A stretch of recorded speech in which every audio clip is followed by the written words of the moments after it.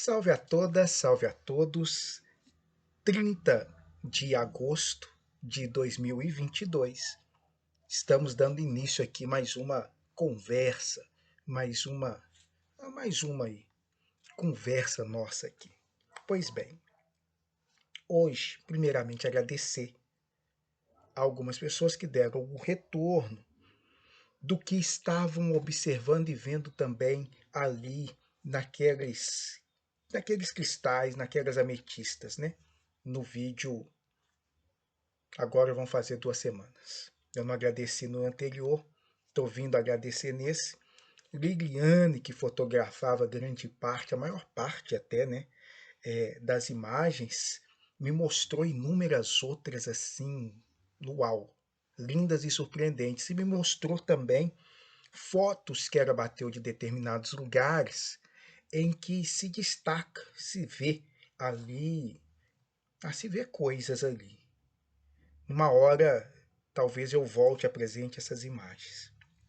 Bom, hoje, né, dia 30 e semana que vem, dia 6 de setembro, vão estar ao ar ainda a gente fazendo uma conversa do background, mas pela perspectiva da audição. Então hoje eu discorro breve e rapidamente sobre essa perspectiva auditiva e adentro algo que eu mencionei, toquei no final de um desses, que é uma dimensão política, que é uma dimensão política na sua acepção maior do termo, mas que ganha esses contornos eleitorais pelo contexto que estamos vivenciando também. E lá, ao pensar em uma maneira de discernir uma coisa da outra, o que os olhos nos enganam mediante o aparente, mas que a escuta nos envolve justamente e nos aprofunda, nos remetendo em direção a uma essência, nesse campo, nessa linha, nessa direção, o pessoal veio, bateu na minha porta e falou assim, tá, mas temos que falar de fake news. Precisamos falar de fake news. E vamos falar aqui hoje, então, brevemente, eu espero, não sei se será brevemente, de fake news. Mas antes de entrarmos nas fakes, faço um lembrete que é um adendo ao que estávamos conversando. Primeiro adendo é esse poder da voz, esse poder da trombeta, esse som do alto e essa fala marcante de que os meus serão reconhecidos pela minha voz, o pastor. Então esse pastor que chama pela voz, e a voz aqui numa amplitude maior, próxima das que nós estamos dimensionando. O que me impede, ou como eu consigo me desviar dessas, vou chamar tentações maléficas, malignas, cafajestes que nos colocam no meio do caminho e que realmente desvirtua muita gente boa. Muita gente íntegra, conduzidas por esses cafajestes a partir de maledicências. Digo isto porque quando fecho os olhos e apreendo essa minha escuta e amplifico esse meu escutar, emerge de dentro de mim, de dentro de cada um de nós, estados internos. Então, o que há dentro de mim é o que vai eclodir enquanto imagem mental reproduzida, sintonizada, vibracionalmente pela minha escuta. Estou pensando no quê? Noite, escura, você sozinho, sem um pau de fósforo. O barulho que você ouve, seja do grilo, seja do que for, qual dimensão ele vai ganhar? Qual contorno ele vai receber? Isso depende muito do que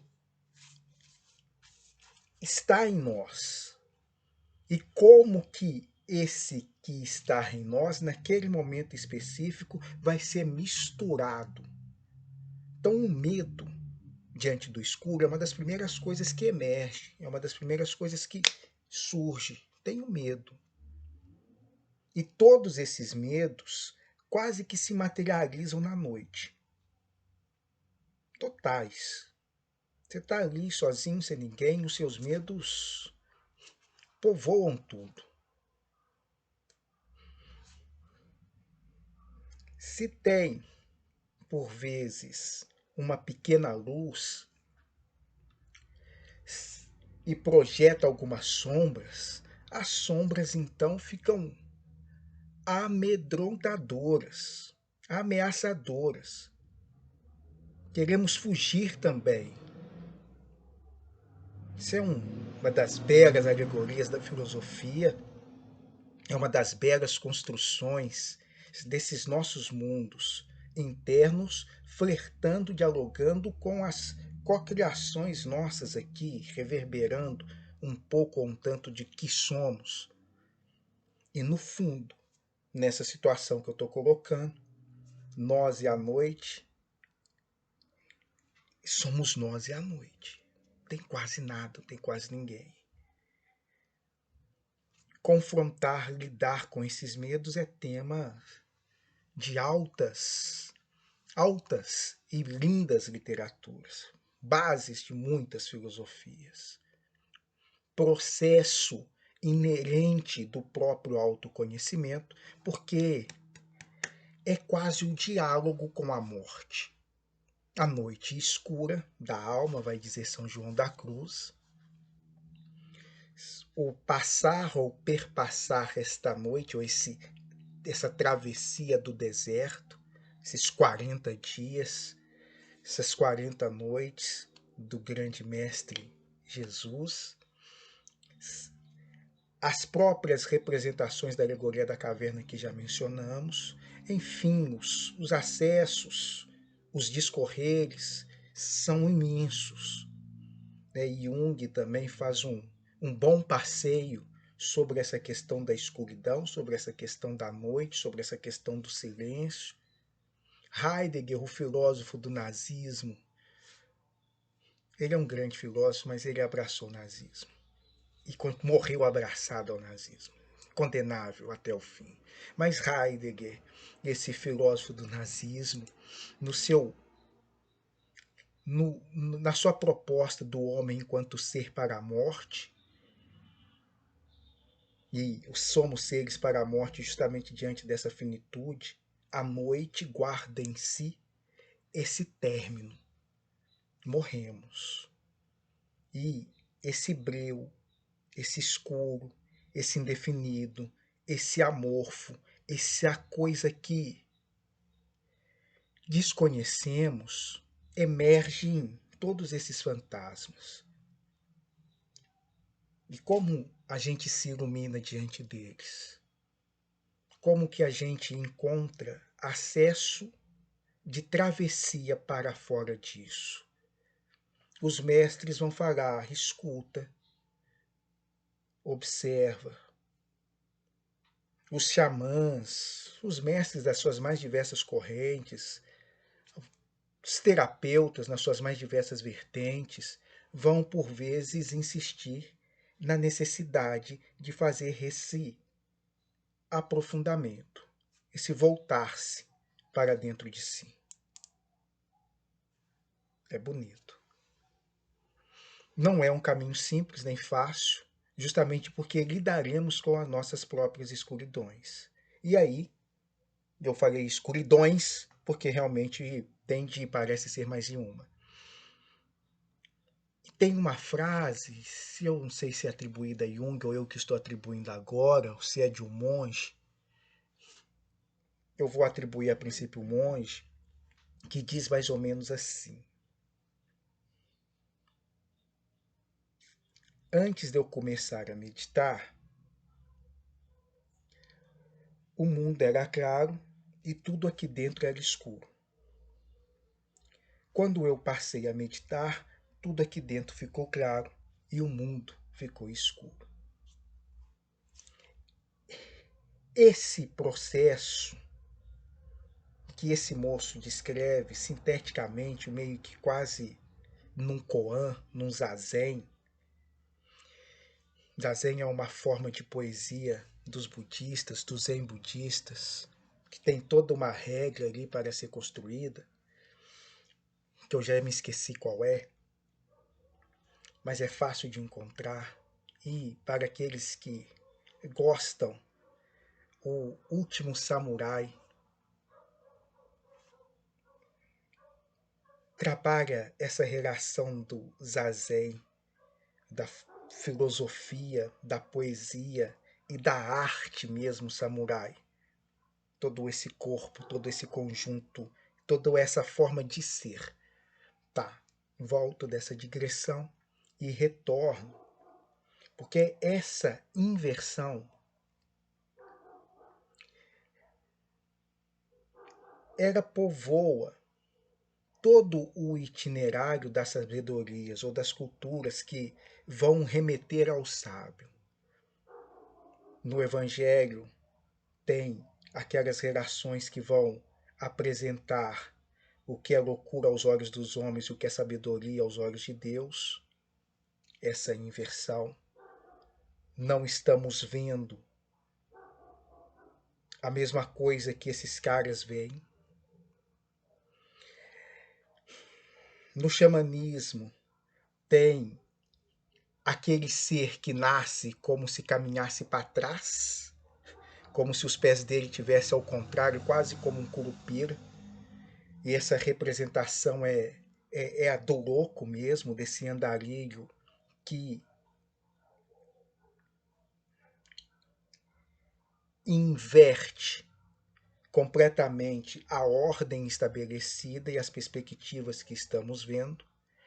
E, finalmente, o arcano do tarô, o arcano 12, do tarô o enforcado, que faz uma representação muito direta quanto a isso.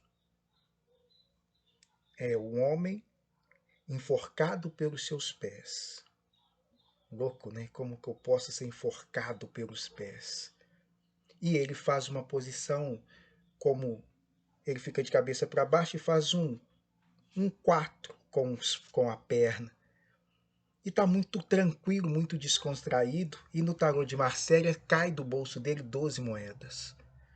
E uma das representações dos simbolismos desse arcano é a compreensão da ordem invertida do mundo. É esse caminho da espiritualidade que de repente em algum momento se percebe na sua caminhada que as coisas estão mesmo invertidas. Você está de cabeça para baixo. Você está andando para trás.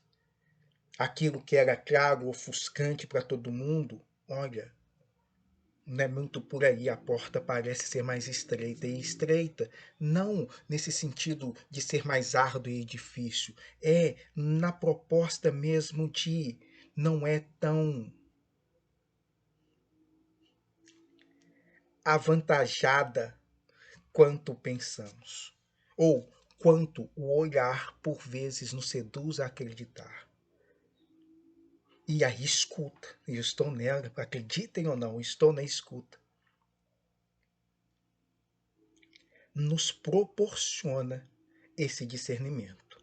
Mas um discernimento que eu alcanço e chego, eu elimino grande parte dela de princípio, só de ouvir, eu não me mover pelo aparente Muitas coisas já não me seduz. Uma amiga certa vez me falava assim, olha, raramente cego fuma.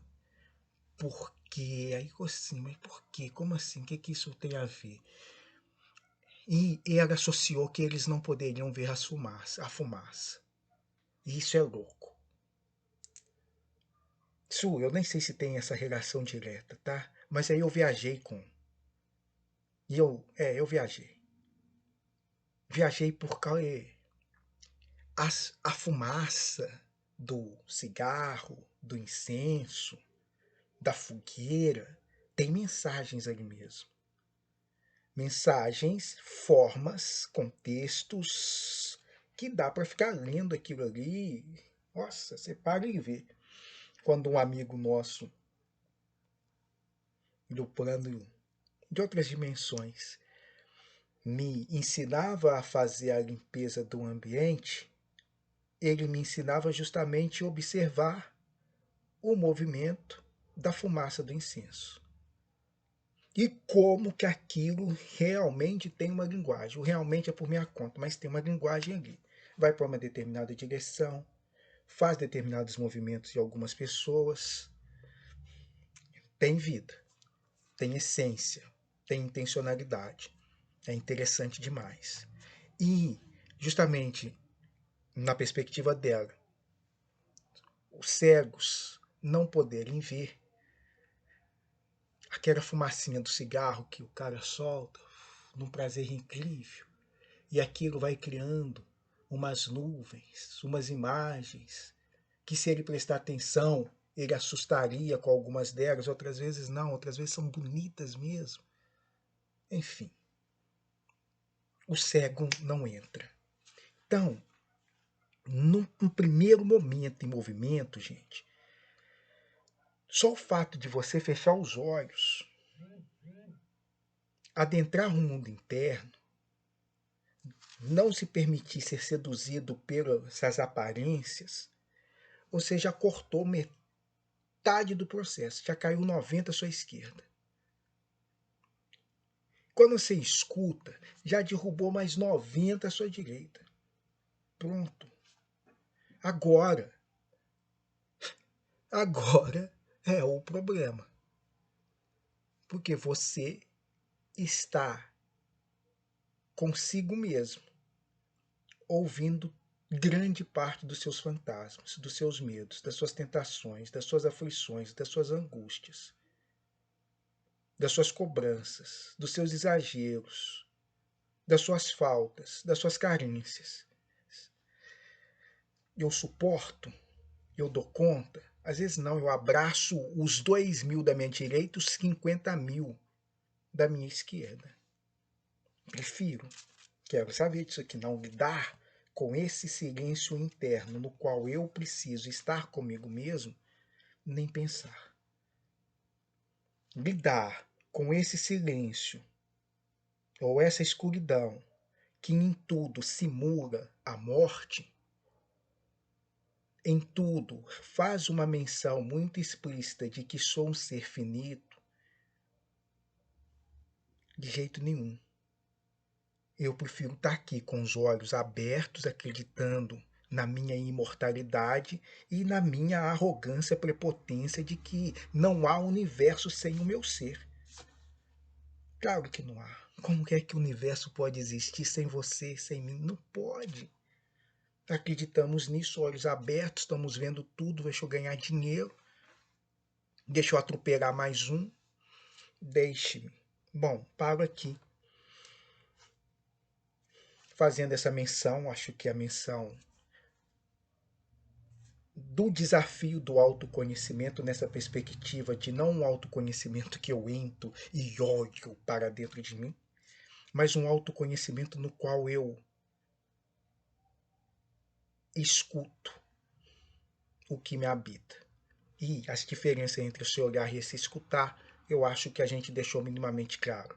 De como que, por vezes, algumas pessoas que estão fazendo esse processo do autoconhecimento, mas olhando para elas, estão só numa outra forma de ilusão. Estão só retidas estamos numa dessas muitas miragens do espelho. Miragens que eu vou aqui reputar ilusórias. A forma talvez mais interessante, mais segura, de uma maneira universal, de se edificar uma observação interna é mais pela escuta do que pelos olhos. Os olhos enganam em quaisquer planos. Nesse que aqui estamos, nós não vamos descartá-los, tá? Vou arrancar os meus olhos para não ver, não é isso? Mas não se fia demais por ele, não. Ah, eu estou aqui vendo o mundo espiritual e ele é lindo. Tá, mas agora escuta. Escuta. Eu estou aqui meditando e como eu sou uma pessoa avançada da 10ª, milésima, 50ª, septonésima dimensão. Tá legal, lindo isso aí, bonito, mas escuta. Isso eu vou falar nos próximos, quando a gente vai discutir algumas outras coisas, de muitas... Eu tô querendo fazer uns reactions. Tô querendo reagir a algumas coisas que eu tô vendo aí pela internet. Vamos ver se eu tomo a coragem de reagir a algumas coisas. Não a coragem de reagir, mas a coragem de vir publicar. Falar assim, gente, vão mais cuidado. Beijo grande. Vou falar aqui no próximo de fake news. Fique aí. Ou volte aí. Fique é porque se inscreva. Volte é porque provavelmente eu vá postar só na semana que vem. Toda terça-feira, um vídeo novo pra gente. Beijo grande, fiquem com Deus.